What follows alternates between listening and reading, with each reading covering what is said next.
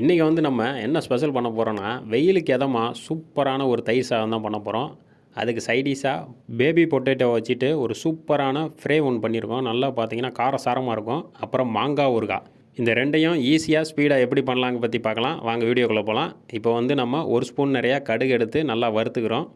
அப்புறம் ஒரு ஸ்பூனு வெந்தயம் எடுத்துகிட்டு நல்லா வறுத்து எடுத்துக்கலாம்.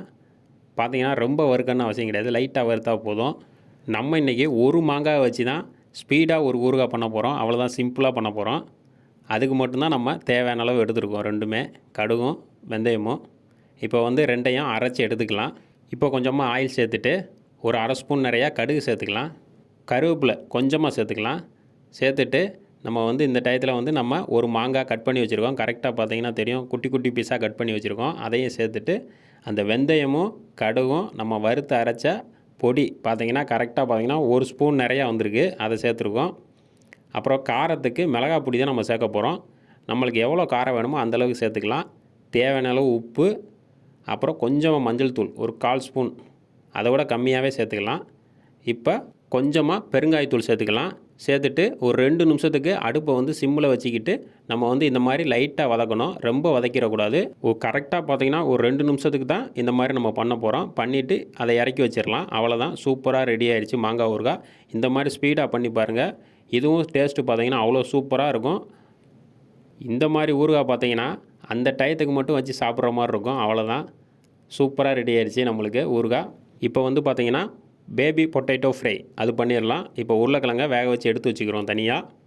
இப்போ எண்ணெய் கொஞ்சமாக சேர்த்துட்டு கடுகு ஒரு 1/4 ஸ்பூன், கருவேப்பிலை கொஞ்சமாக, சீரகம் ஒரு 1/4 ஸ்பூன் சேர்த்துட்டு மஞ்சள் தூள் 1/4 ஸ்பூன் சேர்த்துக்கலாம். அப்புறம் பார்த்திங்கன்னா காரத்துக்கு வந்து நம்ம மிளகாய் பொடி சேர்க்குறோம். மிளகாய் பொடி வந்து நம்மளுக்கு எவ்வளோக்கு எவ்வளோ காரம் வேணுமோ அந்தளவுக்கு நம்ம சேர்த்துக்கலாம். தேவையான அளவு உப்பு சேர்த்துக்கிறோம் இந்த டயத்தில். சேர்த்துட்டு நல்லா பார்த்திங்கன்னா அந்த ஆயிலே நல்லா அப்படியே கொஞ்சம் நேரத்தை அப்படியே கலந்து விடுவோம். நல்லா ஆயிலில் மிக்ஸ் ஆகட்டும். நம்ம வெங்காயம் அந்த மாதிரி எதுவுமே சேர்க்க போகிறதில்ல. டைரெக்டாக உருளைக்கிழங்கு அப்படியே உள்ளே இறக்கி விட்றோம். இறக்கி விட்டு நல்லா பார்த்திங்கன்னா அப்படியே அந்த ஆயிலே நல்லா ஃப்ரை பண்ண போகிறோம். அந்த மிளகாய் பொடி நல்லா பார்த்திங்கன்னா அந்த உருளைக்கிழங்குல இறங்கணும். அது வரைக்கும் நல்லா பார்த்திங்கன்னா நம்ம அப்படியே ஃப்ரை பண்ணணும். கிட்டத்தட்ட ஒரு 5லேருந்து ஒரு 7 நிமிஷம் வரைக்கும் நம்ம இந்த மாதிரி ஃப்ரை பண்ணால் தான் அது நல்லா பார்த்திங்கன்னா உருளைக்கிழங்குல நல்லா மசாலா இறங்கும். நம்மளுக்கு வந்து டேஸ்ட்டாக வரும். நல்லா ஒரு 5 நிமிஷம் நம்மளும் நல்லா ஃப்ரை பண்ணிட்டோம். இப்போ லாஸ்ட்டாக இறக்க போகிறதுக்கு முன்னாடி பெப்பர் தூள் ஒரு ஸ்பூன் நிறையா சேர்த்துட்டு அதையும் நல்லா பார்த்திங்கன்னா இன்னும் ஒரு 2 நிமிஷம் நம்ம வந்து இந்த மாதிரி ஃப்ரை பண்ண போகிறோம். அவ்வளோதாங்க, ஈஸியாக பண்ணி முடிச்சிட்டோம். ஒரு தயிர் சாதம் சிம்பிளாக வச்சுட்டு இந்த மாதிரி உருளைக்கிழங்கை ஃப்ரை பண்ணாலே நம்மளுக்கு வேலை முடிஞ்சது. நம்மளோட சேனலில் இந்த மாதிரி ஈஸியான மதிய சாப்பாடுக்கு என்னென்ன பண்ணலாங்கிறத பற்றி நம்ம சேனலில் எல்லாமே இருக்குது, வேணுங்கிறவங்க பார்த்துக்கோங்க. இப்போ காரசாரமான ஒரு உருளைக்கிழங்கு ஃப்ரை நம்மளுக்கு சூப்பராக ரெடி ஆயிடுச்சு. இந்த மாதிரி செஞ்சு பாருங்கள், சாப்பிட்றதுக்கும் அவ்வளோ அருமையாக இருக்கும். இப்போ வந்து நம்ம தயிர் சாதத்தை வந்து அப்படியே சாப்பிட்றதுக்கு இந்த மாதிரி கொஞ்சமாக வெங்காயம், கடுகு, கருவேப்பிலை சேர்த்து தாளித்து அதை நம்ம தயிர் சாதமாக சாப்பிடும் போது அது ஒரு டேஸ்ட்டு கொடுக்கும். அதை மாதிரி தான் நம்ம பண்ண போகிறோம்.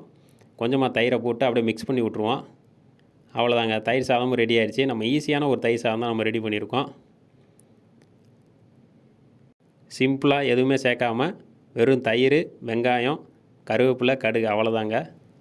சில நேரத்தில் இந்த மாதிரி சிம்பிளாக வச்சு சாப்பிட்றத விட டேஸ்ட் அவ்வளோ சூப்பராக இருக்கும் சாப்பிட்றதுக்கே.